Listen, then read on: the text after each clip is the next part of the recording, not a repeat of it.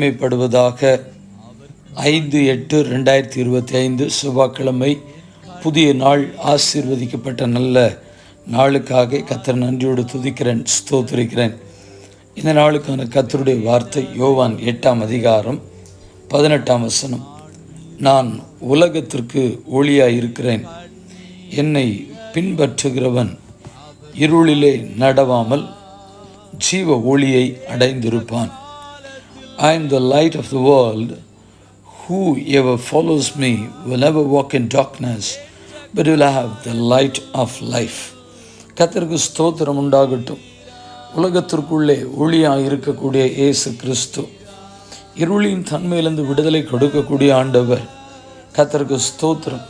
அது ஒருவேளை பாவத்தின் இருள், சாபத்தின் இருள், பிசாசன் மரண பயத்தின் இருள், பிசாசு கட்டி வைத்திருக்கிற கட்டுகளின் இருள், இதில் எதிலெல்லாம் இருளின் ஆதிக்கத்திற்குள்ளே சிக்க வைக்கப்பட்டிருக்கிறோமோ அதிலிருந்து விடுதலை கொடுக்கக்கூடிய ஆண்டவரைத்தான் நாம் ஆராதித்து கொண்டிருக்கிறோம். கர்த்தருக்கு மகிமை உண்டாகட்டும். வேத வசனங்கள், சில வசனங்களை மாத்திரம் சொல்லி ஜெபிக்க விரும்புகிறேன். யோவான் 1:4.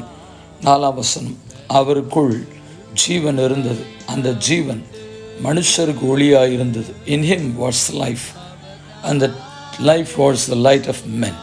கர்த்தருக்கு ஸ்தோத்திரம். நமக்குள்ளே வாசம் பண்ணி வெளிச்சம் கொடுக்கும்படியாய், இருளிலிருந்து விடுதலை கொடுக்கும்படியாய் நம்மிடத்தில் ஹலல தங்கியிருந்தவர்.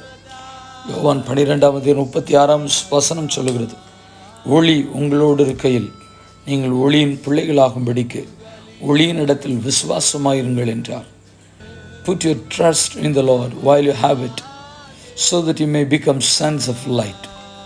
கர்த்தர் நாமம் மகிமைப்படுவதாக. கிறிஸ்துவுக்குள் மிகவும் பிரியமானவர்களே, நம்முடைய ஆண்டவர் ஒளியாக இருக்கிறார். ஒளியின் கிறிஸ்துவின் பக்கமாய் நாம் திசை திருப்பப்படுவோம்.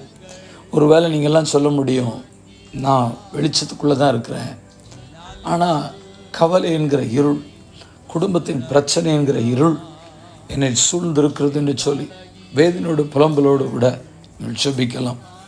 கர்த்தருக்கு ஸ்தோத்திரம். இன்றைக்கு ஆண்டவர் அந்த இருளின் தன்மையிலிருந்து கர்த்தர் விடுதலை கொடுத்து பெரிய மாற்றங்களை கொடுப்பதற்கு கர்த்தர் நல்லவராயிருக்கிறார். பரிசுத்தமுள்ள நல்ல பிதாவே, இந்த ஜெபத்தை என்னோடு இணைந்து செய்கிற ஒவ்வொருடைய வாழ்க்கையிலும் எல்லா விதமான இருளின் தன்மைகள், இருளின் ஆதிக்கங்கள் இயேசுவின் நாமத்தில் விடுதலையாக்கப்பட்டு ஒளியாகிய கிறிஸ்துவின் பக்கமாய் தொடர்ந்து நிலைநிறுத்தப்பட பிதா, குமாரன், பரிசுத்தாவின் நாமத்தினாலே ஜெபித்து ஜெபத்தை ஏறெடுக்கிறோம். எங்கள் பரிசுத்தமுள்ள நல்ல பிதாவே, ஆமென்.